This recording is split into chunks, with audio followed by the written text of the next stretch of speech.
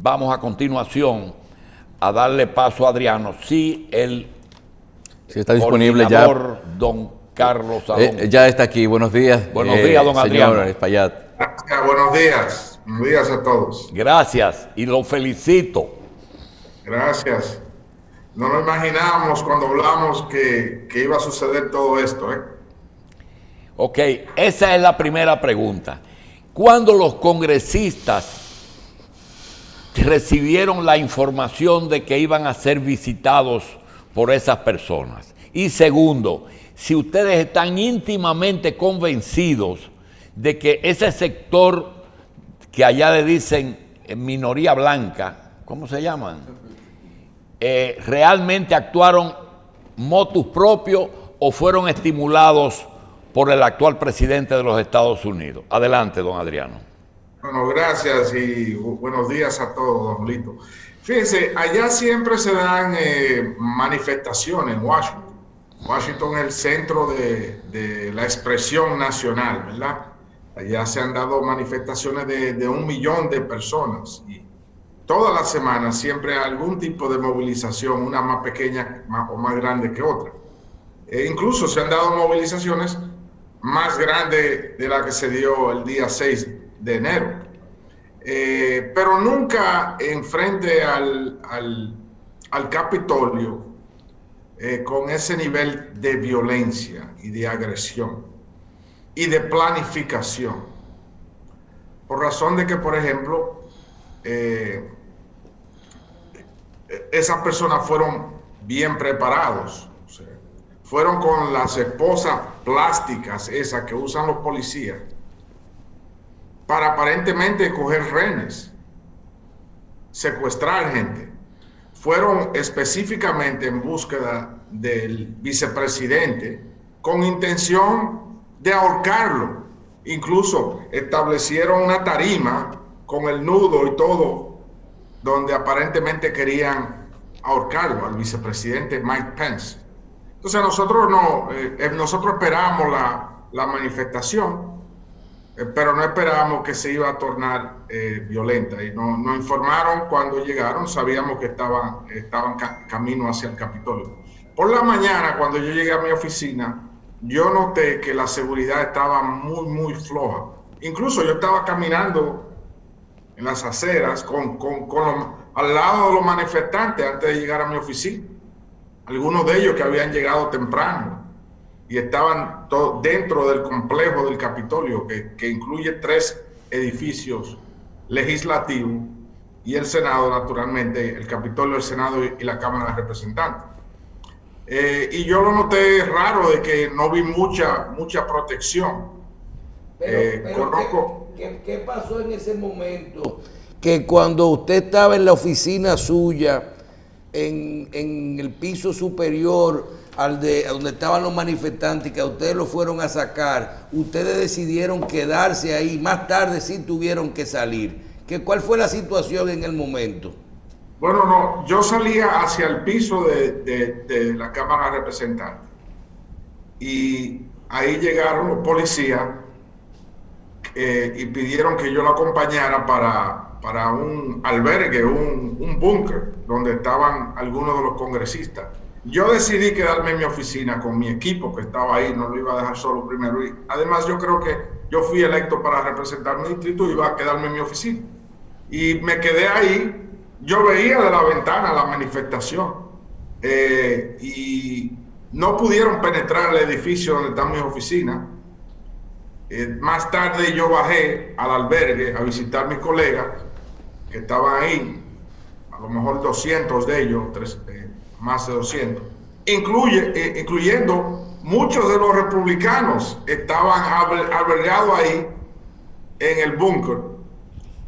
Protegiéndose de su propia fuerza de protesta que estaba afuera. Y entonces más tarde, naturalmente, ellos nos llamaron para sesión. Yo bajé temprano cuando llegué al Capitolio. Yo creo que fui el primero que llegué cuando ya fuimos a sesionar de nuevo. Todavía la FBI estaba en el Capitolio, armado con armas largas, colectando todas las evidencias. del Capitolio y de la oficina de la líder del Capitolio, Nancy Pelosi. Y entonces entramos a la sesión para aprobar entonces los votos del colegio electoral, que creo que era muy importante que se hiciera esa misión. ¿Eso se aprobó a qué hora en la noche, congresista? Más o menos como a las 2:30 de la mañana. Concluimos a las 2:30 de la mañana, sí. Y ese proceso culminó, el de lo que se buscaba, se esperó y terminó. Terminó esa misma noche, a las 2:30 de la mañana, tanto en el Senado como en la Cámara de Representantes.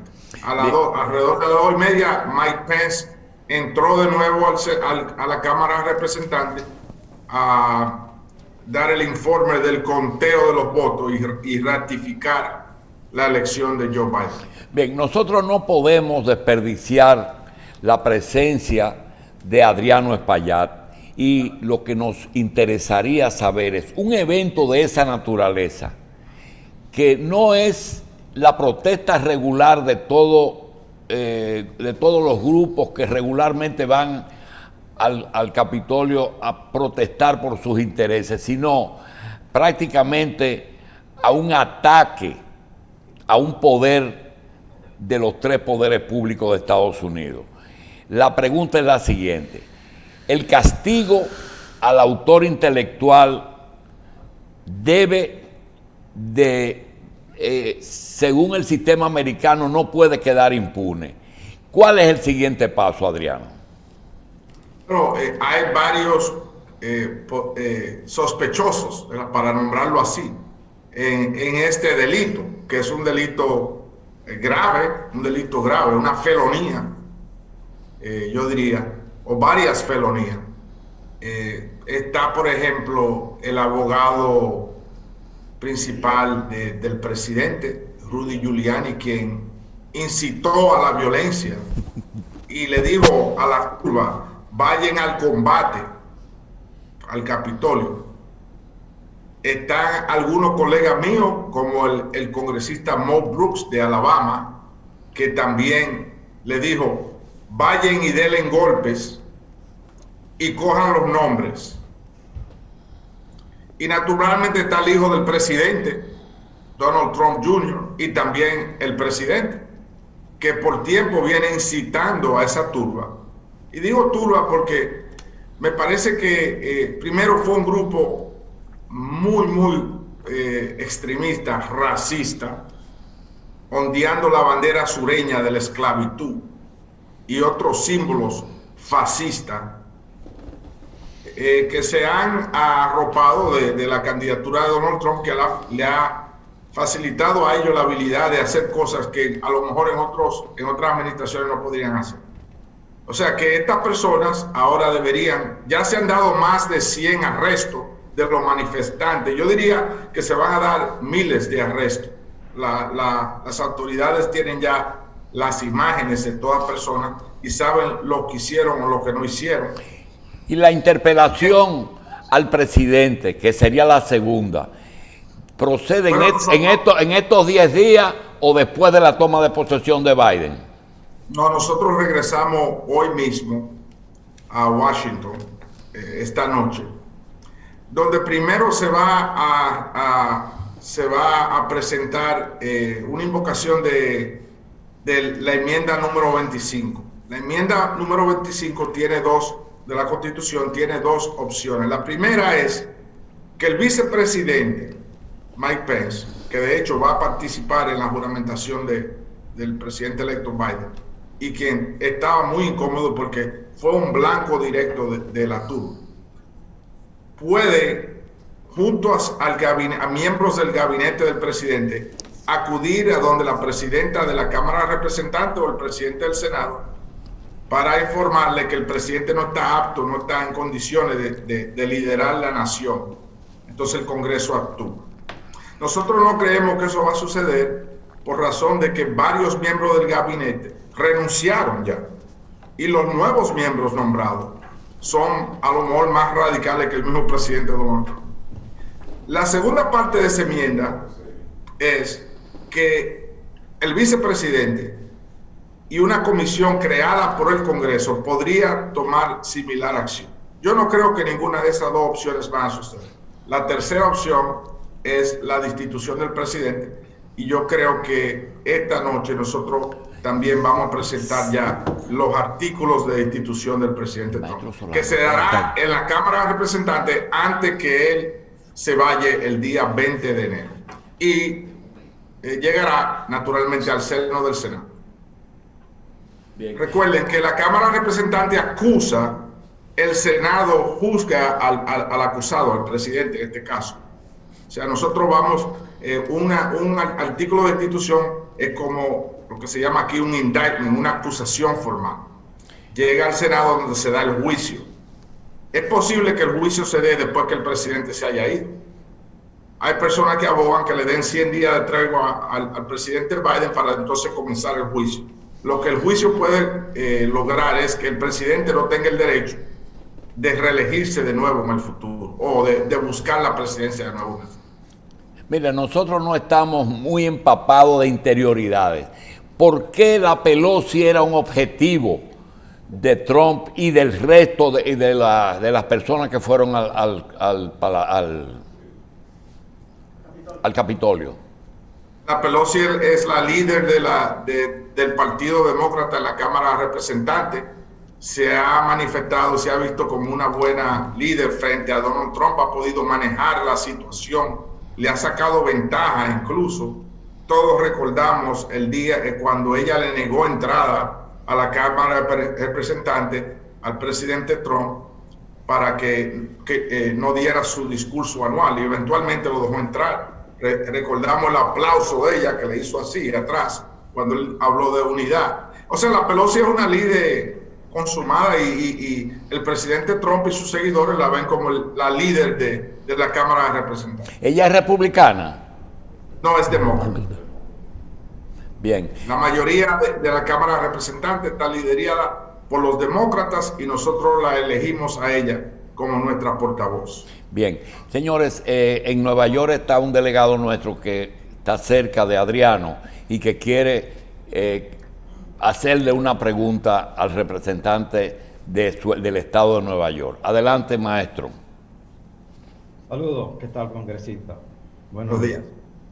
Ayer el gobernador Andrew Cuomo dio un grito de alarma sobre la situación financiera del estado de Nueva York y decía que hay un déficit que alcanza a cerca de los 15.000 billones de dólares y no hay forma de resolverlo con esta parálisis económica que hay en este país.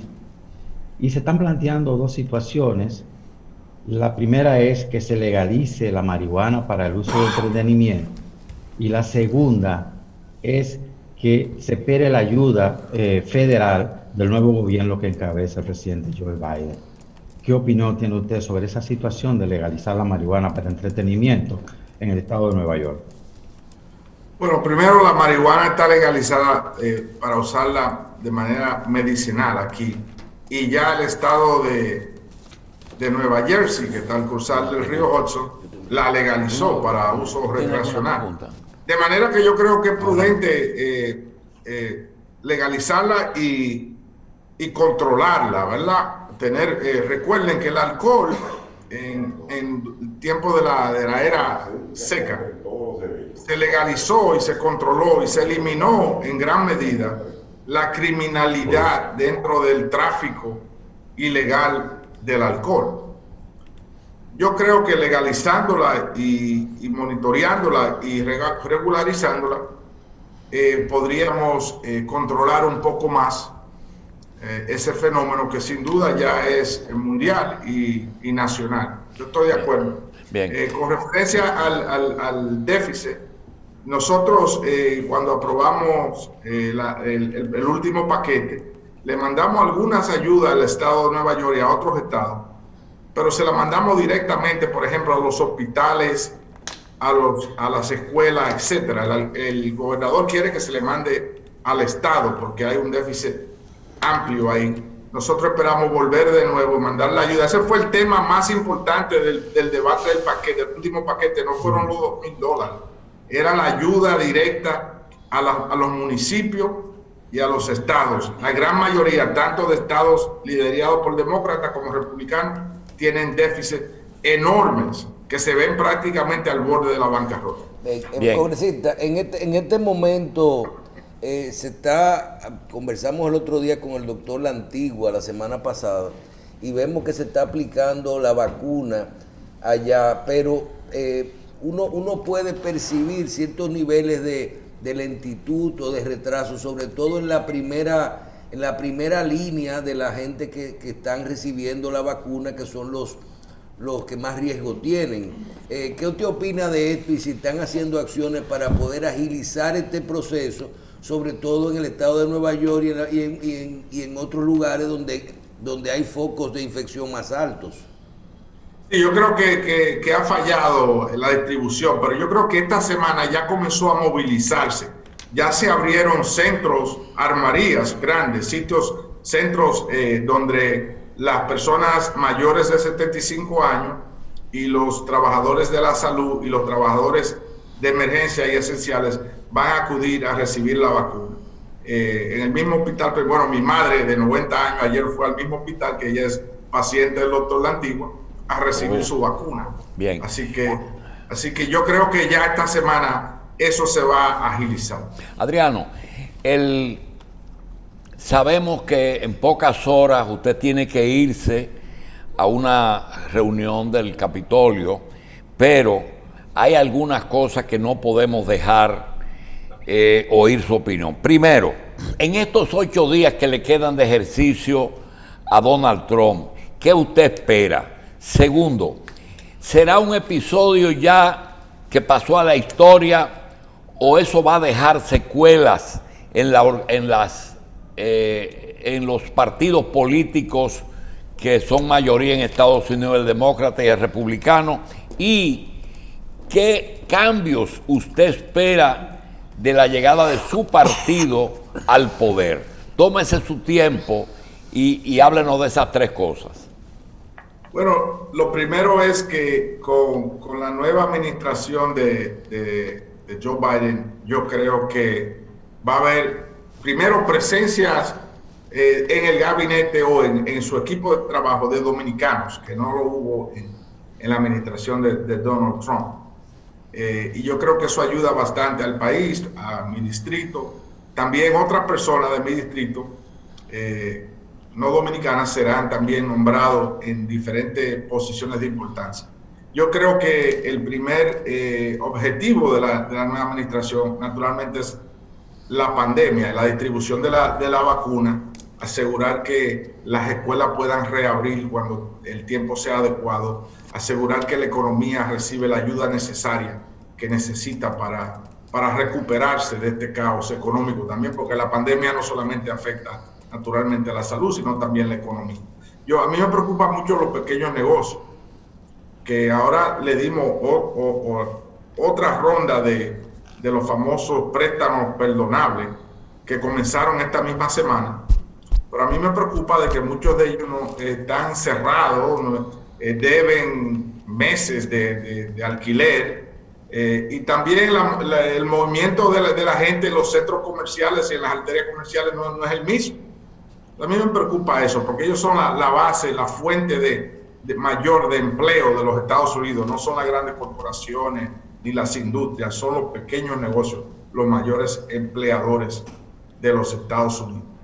Yo creo que sí, que esto va a perdurar. El incidente del día 6, incluso se están tomando medidas porque hay amenazas de que ellos vuelvan el día 20, el día de la juramentación de Joe Biden. Y se están tomando medidas ya en Washington. Nosotros ayer tuvimos una reunión de seguridad con miembros del Congreso para que nos explicaran cuáles son los pasos que se van a tomar ahora para el día 20. Ellos están llamando también a manifestaciones en los diferentes estados. O sea, se han empoderado y la administración Trump lo ha empoderado y ellos se sienten con la fuerza de seguir ese sector extremista. No creo que el pueblo americano se sienta como esas personas que acudieron al Capitolio. Aún las personas que votaron por Trump, no creo que se sientan así. Incluso perdió mucho apoyo ese día. Yo creo que muchas personas que apoyaron a Trump se acostaron esa noche horrorizadas con lo que estaban viendo en la televisión, y él perdió posiblemente el apoyo de muchas de esas personas porque lo que sucedió ahí. Y es histórico, no había sucedido algo así. El Capitolio nunca había sido atacado del 1814, cuando los ingleses lo atacaron. O sea que realmente es algo sin precedente, histórico. Y yo creo que sí, que van a haber muchas consecuencias, tanto para miembros del Congreso que participaron en eso, como para el presidente y las personas que estuvieron también directamente involucradas. Quiere decir que Donald Trump no debe de contar con los 74 millones de votos que obtuvo. ¿Usted piensa que de eso se perdió mucho por esa acción? El mismo partido se va a tener que reestructurar después de esto. Vemos cómo los miembros de su gabinete lo están abandonando. El mismo vicepresidente le dio la espalda. A senadores, muchos de los senadores republicanos también, incluso algunos están dispuestos a votar por la destitución, algo que no sucedió la última vez. Yo creo que el Partido Republicano tiene que reestructurarse para ser competitivo y no incluye a Donald Trump dentro de esa forma. Bien, en los 8 días, ¿sigue el derecho a pataleo? ¿Usted piensa que ya eso terminó y que él va a tener que quedarse tranquilo durante los 8 días que quedan, o espera todavía algún tipo de pronunciamiento por lo menos? Él ha aceptado la derrota ya. La misma crisis lo ha forzado a él a aceptar la derrota. La líder nuestra, Nancy Pelosi, acudió a los jefes de las Fuerzas Armadas para asegurar que en estos próximos 8 días él no tuviera acceso directo, unilateral a los códigos nucleares, porque no estamos totalmente seguros que está dentro de sus cabales. Entonces, hay preocupaciones de ese índole. Ella se reunió con los jefes de las Fuerzas Armadas aquí para que le dieran la seguridad de que él no pudiera tomar una acción unilateral grave que podría aún causar más daño. Una ñapita, Adriano. En medio de la crisis, inclusive en medio del pronunciamiento suyo en la conversación larga que tuvo con CNN, llegó un momento que uno no sabía quién era el organismo del orden. No sabía si era la policía de Washington, la seguridad del Capitolio, la Guardia Nacional, ni siquiera el ejército. Sabe que el ejército no puede actuar. ¿Qué es la Guardia Nacional? Y si en un momento ustedes sintieron que estaban desprotegidos. Sí, sentimos que estábamos desprotegidos. Recuerda que la Policía Metropolitana de Washington, D.C. llegó tarde y la Guardia Nacional realmente nunca llegó al final, ya cuando todo se había terminado. Le impidieron, la movilización de la Guardia Nacional se impidió. Pero yo quiero felicitar a los policías que estaban dentro del Capitolio, del piso del Capitolio, porque yo creo que ellos le salvaron las vidas a muchos miembros. Incluso hay varios hispanos y varios dominicanos también de la Policía del Capitolio. Hay un capitán de la Policía del Capitolio que es dominicano y varios dominicanos que son miembros de la fuerza de la Policía del Capitolio. Pero hay un policía del Capitolio en particular, puertorriqueño, de apellido González, que se destacó en impedir de que entrara la turba al piso de la Cámara de Representantes, y yo quiero felicitarlo a ellos por el trabajo que hicieron.